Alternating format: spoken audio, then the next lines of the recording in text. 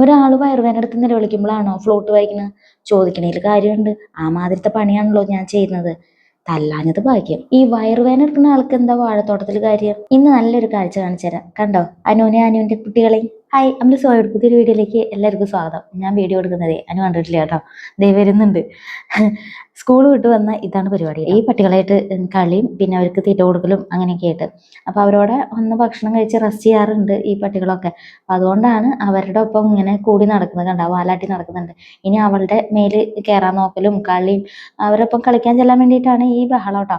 അപ്പോൾ അവൾ സ്കൂൾ വിട്ട് വരുമ്പോൾ തന്നെ ഇവർ പിന്നാലെ വരും. അത് കഴിഞ്ഞ് അവൾ എന്തെങ്കിലും ഭക്ഷണം കഴിക്കുമ്പോൾ എന്തെങ്കിലും കൊടുത്തു കഴിഞ്ഞാൽ അവർ പോകും. അപ്പോൾ വരുന്ന വഴിയിലൊരു വീടുണ്ട്. അവിടെയാണ് ഏറെക്കുറെ ടൈം അവരും ഭക്ഷണം കൊടുക്കുന്ന കാരണം അവിടെ കിടക്കും. അത് കഴിഞ്ഞിട്ട് ഇവരെ വീട്ടിലുള്ളവർ ഓരോരുത്തർ വരുമ്പോഴും അവരുടെ പിന്നാലെ പോരും.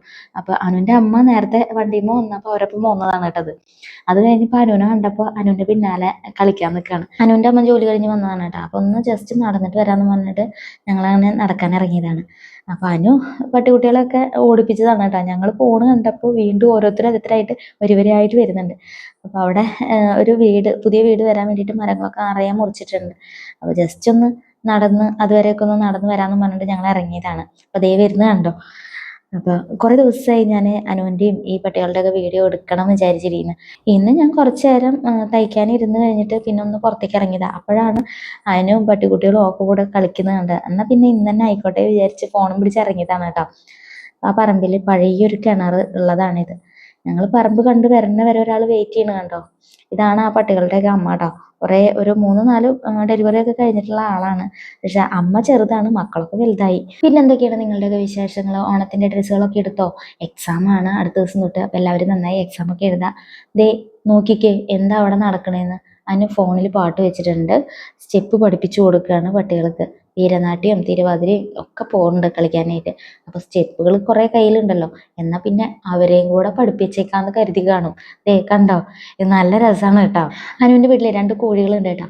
അപ്പോൾ അവരെ അഴിച്ച് പുറത്തേക്ക് വിടാറില്ല. അവരെ കോമ്പൗണ്ടിൽ തന്നെയാണ് ഇട്ട് വളർത്താറ്. കാരണം എന്ന് വെച്ചാൽ പുറത്തേക്ക് കടന്നു കഴിഞ്ഞാൽ പന്നികൾ വരും, പിന്നെ പുറത്തുനിന്ന് നായ്ക്കൾ വന്നിട്ട് കടിച്ചു കൊല്ലുന്നുണ്ട്.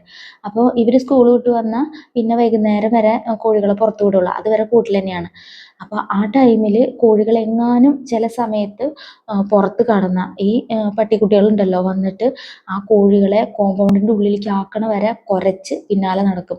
അതിനെ ഉള്ളിലേക്ക് ആക്കിയതിന് ശേഷമേ പിന്നെ ആ പട്ടിക്കുട്ടികൾ പുറത്ത് പോവുള്ളൂ.